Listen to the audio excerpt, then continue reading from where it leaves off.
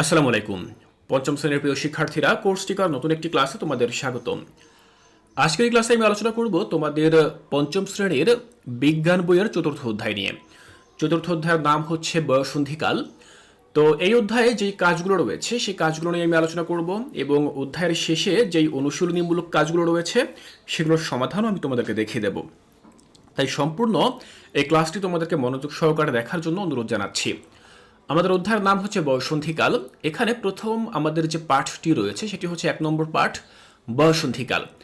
তো বয়ঃসন্ধিকাল কাকে বলে এখানে মূলত সেই ডেফিনেশন বা সংজ্ঞা দেওয়া রয়েছে। প্রথমে তোমরা এই অংশটুকু পড়ে নেবে।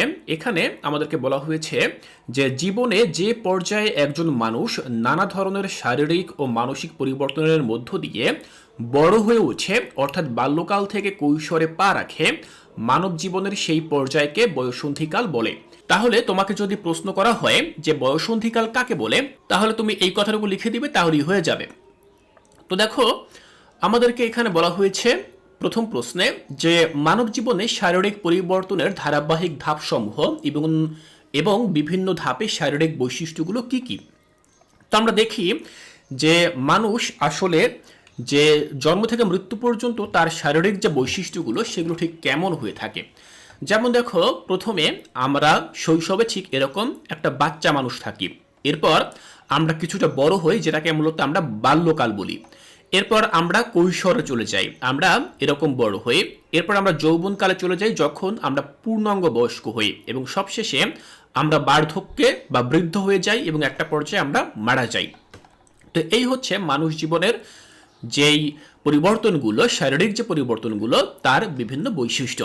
তো এবার আমাদেরকে কাজ দেওয়া হয়েছে কি, দেখো, কাজ দেওয়া হয়েছে মানুষের জীবনে শারীরিক পরিবর্তনের ধারাবাহিক ধাপসমূহ এবং শারীরিক বৈশিষ্ট্য চিহ্নিতকরণ। এই কাজটি করার জন্য আমাদেরকে উপরের চিত্রগুলো ভালোভাবে পর্যবেক্ষণ করতে হবে, যা আমরা কেবল করলাম। এরপর আমাদেরকে এই ছকটি পূরণ করতে হবে, যেখানে পরিবর্তনের বিভিন্ন ধাপগুলো আমরা এখানে লিখব এবং শারীরিক বৈশিষ্ট্যগুলো আমরা এখানে লিখব। তো চলো এই ছকটি আমরা কিভাবে পূরণ করি সেটি দেখে আসি।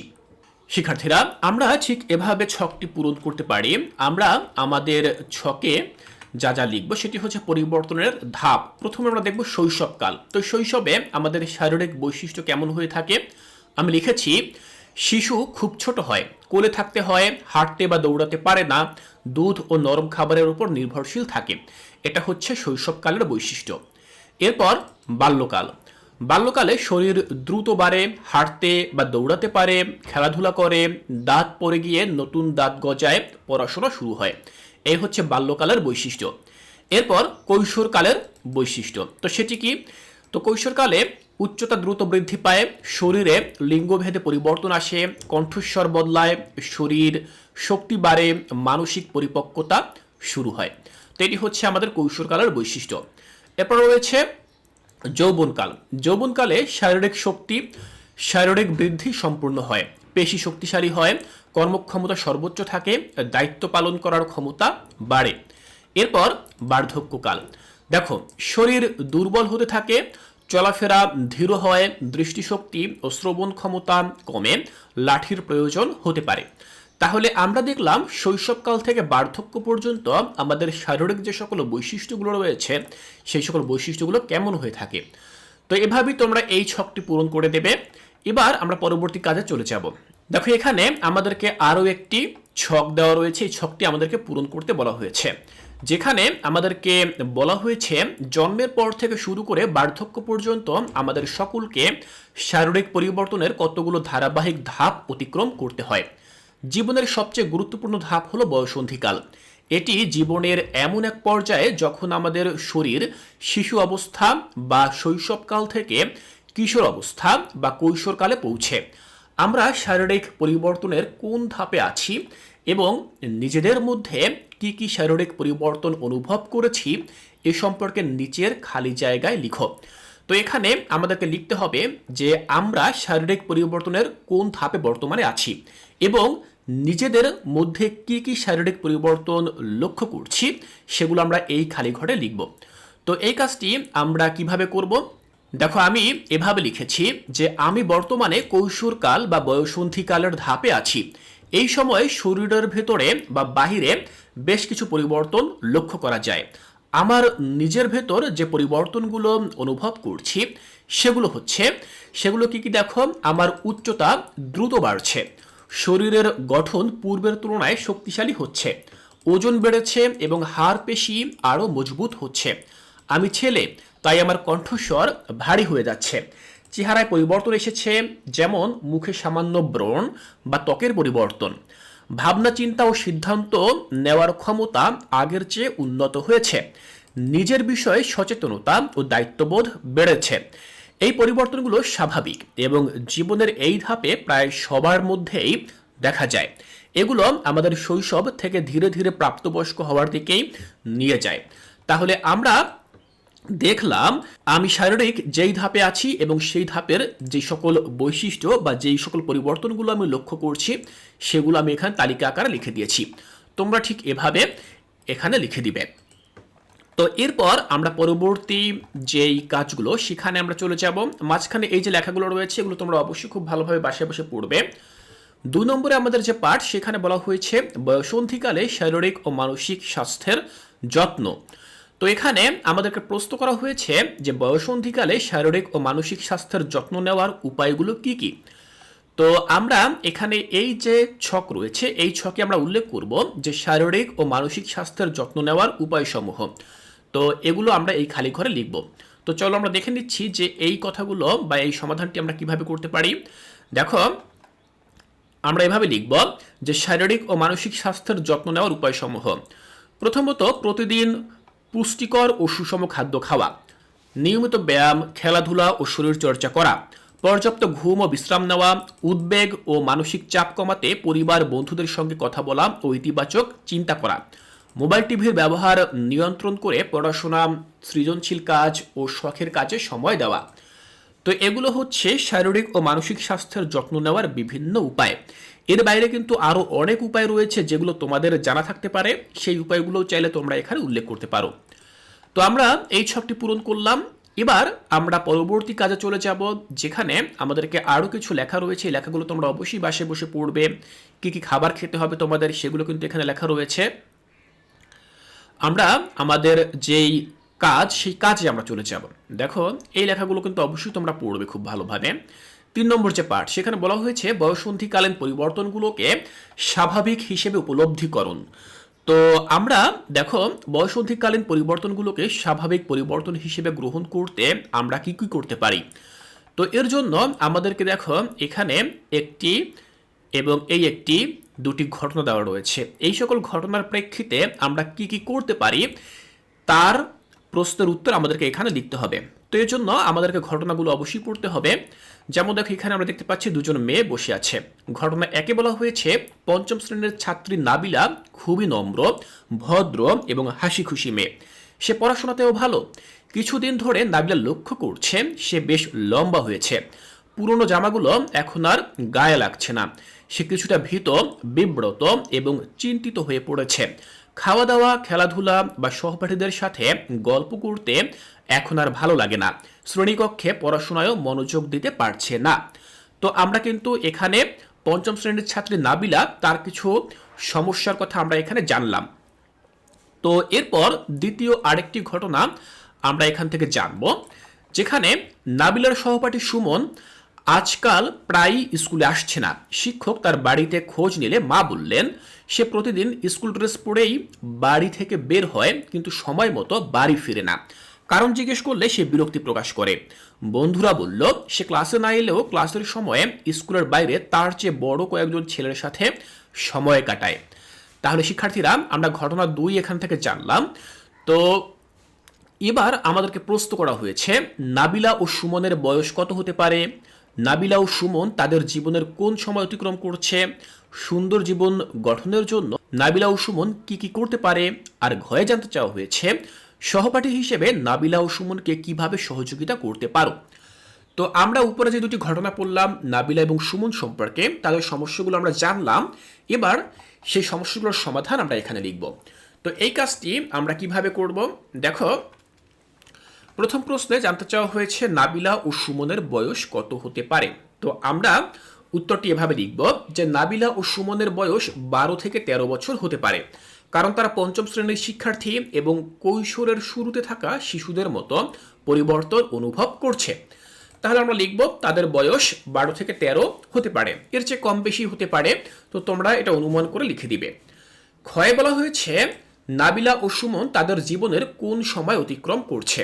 তাহলে আমরা লিখব নাবিলা ও সুমন বয়সন্ধিকাল বা কৈশোরকাল অতিক্রম করছে।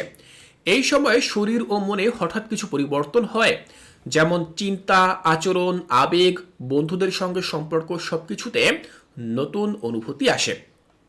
গয়ে বলা হয়েছে সুন্দর জীবন গঠনের জন্য নাবিলা ও সুমন কি কি করতে পারে।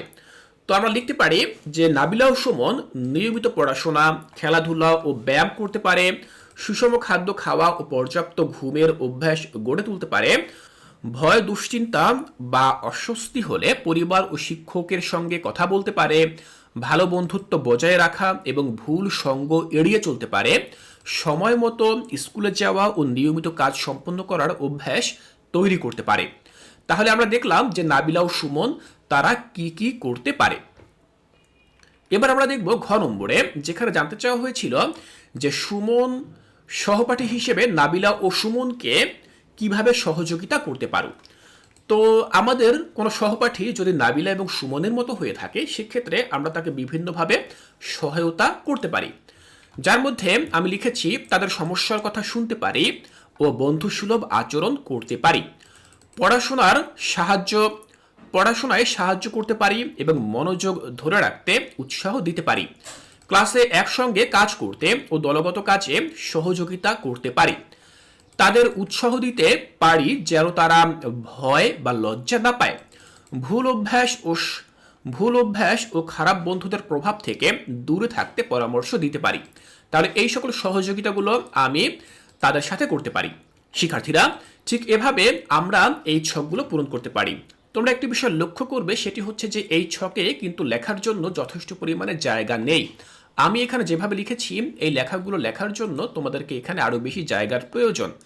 তো তোমরা তোমাদের মূল বইতে আসলে এভাবে লিখতে পারবে না, এই জন্য তোমাদের খাতায় এই লেখাগুলো লিখতে হবে। এবার আমরা পরবর্তী কাজে চলে যাই, যেখানে আমাদেরকে এখানে একটি চেকলিস্ট দেওয়া রয়েছে। এই চেকলিস্টটি মূলত তোমরা নিজেরাই পূরণ করবে। এখানে তোমরা কি কি করো, তোমরা তোমাদের দৈনন্দিন রুটিনে কি কি কাজ করো, সেই জিনিসগুলো তোমরা এখানে টিক চিহ্ন দিয়ে চেকলিস্টটি পূরণ করবে।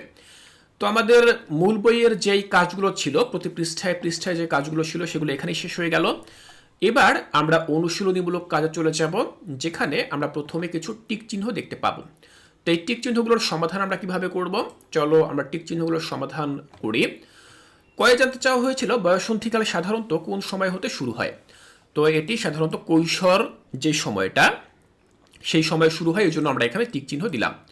ক্ষয়ে জানতে চাওয়া হয়েছে বয়সন্ধিকালে মেয়েদের মধ্যে নিচের কোন পরিবর্তনটি লক্ষ্য করা যায়। দেখো, শরীর কিছুটা ভারী হয়। বয়সন্ধিকালে পরিষ্কার পরিচ্ছন্ন থাকা জরুরি, কারণ কি? কারণ এতে শরীর রোগমুক্ত থাকে। তো আমি এখানে যেখানে যেখানে টিক চিহ্ন হবে, আমি সেখানে সেখানে কিন্তু টিক চিহ্ন দিয়ে দিয়েছি। তোমরা এভাবে সলভ করবে। দুইয়ে আমাদেরকে কি করতে বলা হয়েছে, বিবৃতির শুদ্ধ অশুদ্ধতা নির্ণয় করতে বলা হয়েছে। এখানে 1 থেকে 4 পর্যন্ত 4টি বিবৃতি দেওয়া হয়েছে। এই বিবৃতিগুলোর কোনটি সঠিক এবং কোনটি ভুল, সেটি আমরা ডান পাশে এখানে লিখব। তো এই কাজটি আমরা এভাবে করতে পারি। দেখো, একে জানতে চাওয়া হয়েছে বয়সন্ধিকালীন শারীরিক পরিবর্তন কোনো স্বাভাবিক পরিবর্তন নয়, তাহলে এটি হচ্ছে অশুদ্ধ, কারণ এটি একটি স্বাভাবিক পরিবর্তন। পরবর্তী যে বিবৃতি, সেখানে বলা হয়েছে সাধারণত ছেলেদের বয়সন্ধিকাল 9 থেকে 15 বছর। তো এটা কিন্তু শুদ্ধ, আমাদের মূল বইতে কিন্তু এটি লেখা ছিল। এরপর 3-এ বলা হয়েছে বাবা মা অথবা বাসার বড়দের সাথে বয়সন্ধিকালীন পরিবর্তন নিয়ে আলোচনার প্রয়োজন নাই। তো এটা আসলে অশুদ্ধ। অবশ্যই আমাদেরকে বাসার যে বড়রা রয়েছে বা অভিভাবক রয়েছে, তাদের সাথে আমাদেরকে আলোচনা করতে হবে। 4-এ বলা হয়েছে বয়সন্ধিকালীন পরিবর্তনগুলো সকলের একই সময়ে বা একইভাবে হয় না, তাহলে এটাও কিন্তু শুদ্ধ। শিক্ষার্থীরা, আমরা আমাদের মূল বইয়ে 2 নম্বর যে অনুশীলনীমূলক কাজটি রয়েছে তার সমাধান এভাবে লিখলাম। এবার আমরা 3 নম্বর চলে যাব, যেখানে আমাদেরকে সংক্ষিপ্ত উত্তর প্রশ্ন দেওয়া হয়েছে 1 এবং 2। এই দুটি প্রশ্নের উত্তর আমাদেরকে লিখতে হবে। তো চলো আমরা দেখে নিচ্ছি এই দুটি প্রশ্নের উত্তর আমরা কিভাবে লিখতে পারি। প্রথম প্রশ্ন, বয়সন্ধিকালে শরীর ও মন সুস্থ রাখার উপায়গুলো কি কি? তো তো আমরা বিভিন্নভাবে বয়ঃসন্ধিকালে শরীর এবং মন সুস্থ রাখতে পারি। তার মধ্যে কিছু উপায় আমি এখানে লিখে দিয়েছি, যেমন সুষম ও পুষ্টিকর খাদ্য খাওয়া, নিয়মিত ব্যায়াম ও খেলাধুলা করা, প্রতিদিন পর্যাপ্ত ঘুম ও বিশ্রাম নেওয়া, পরিষ্কার পরিচ্ছন্ন থাকা, ভয় দুশ্চিন্তা বা সমস্যার সময় পরিবার ও শিক্ষকের সঙ্গে কথা বলা, মোবাইল কম ব্যবহার করে পড়াশোনা ও ভালো কাজে মনোযোগ দেওয়া, ইতিবাচক চিন্তা করা এবং খারাপ সঙ্গ এড়িয়ে চলা। তো এটি হচ্ছে আমাদের প্রথম প্রশ্ন। দ্বিতীয় প্রশ্নে জানতে চাওয়া হয়েছে ছেলেদের মধ্যে বয়ঃসন্ধিকালে যেসব পরিবর্তন দেখা দেয় সেগুলো লিখো। তো আমরা উত্তরটি এভাবে লিখতে পারি যে কি কি পরিবর্তন দেখা দেয়, যেমন উচ্চতা দ্রুত বৃদ্ধি পায়, কণ্ঠস্বর ভারী হয়ে যায়, গোঁফ দাড়ি গজাতে শুরু করে, পেশি শক্তিশালী হয়, কাঁধ চওড়া হয়, শরীরে ঘাম ও তেলের পরিমাণ বাড়ে। তাহলে দ্বিতীয় প্রশ্নের উত্তরটি আমরা এভাবে লিখতে পারি। তো এটি হচ্ছে আমাদের 3 নম্বরের যেই সংক্ষিপ্ত প্রশ্ন, সেটি আমরা লিখলাম। 4-এ আমাদেরকে বর্ণনামূলক প্রশ্ন দেওয়া হয়েছে, এখানে 2টি প্রশ্ন দেওয়া রয়েছে, এই 2টি প্রশ্নের উত্তর আমাদেরকে লিখতে হবে।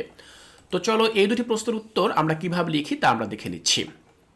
প্রথম প্রশ্ন, যে বয়ঃসন্ধিকালীন পরিবর্তন একজন শিশুর বড় হয়ে ওঠার স্বাভাবিক প্রক্রিয়া, ব্যাখ্যা করো। তো এই প্রশ্নের উত্তরটি আমাদেরকে এভাবে লিখতে হবে, যেহেতু এটি একটি বর্ণনামূলক প্রশ্ন তাই আমাদেরকে অবশ্যই প্রশ্নের উত্তর বড় আকারে লিখতে হবে। আমি লিখেছি, বয়ঃসন্ধিকাল মানুষের জীবনের একটি গুরুত্বপূর্ণ পর্যায়, যখন শরীর, মন এবং আচরণে বেশ কিছু পরিবর্তন দেখা দেয়।